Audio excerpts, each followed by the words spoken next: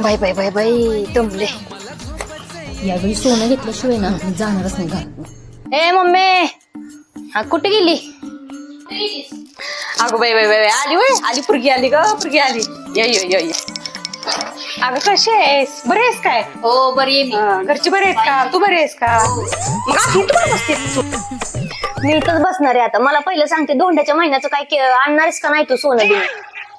यावेळेस काय मी आत येत नाही बघ. काय तर सोनं मी घेतलं असलं तरच आत येते, नाही तर मी दरवेळेला बसणार नाही. म्हणलीस तर इथनं जाते मागं.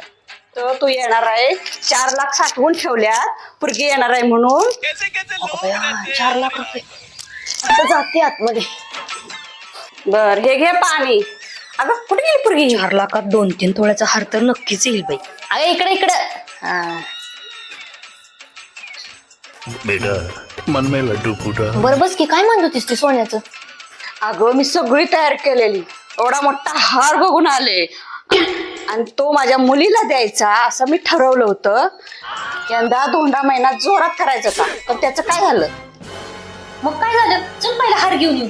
अगं पण मोदीजीने सांगितलंय ना सोनं खरेदी करायचं नाही वर्षभर, ते सगळंच काम बाई, मोदीजीने तर नुसतं नको नको केलं. मला ह्या वर्षी तरी सोनं करायला भेटेल. कशाचं काय? आता सोनं खरेदी करू नका सांगितले. तुझं पाणी पण नको मला, सोनं पण नको. जाते मी. अगं थांब मोदीजीने सांगितलंय ते ऐकलंच पाहिजे ना. हे बाई राहू देत, मग मी जाते. या वर्षी तरी म्हणलं हार भेटेल. कशाचं काय?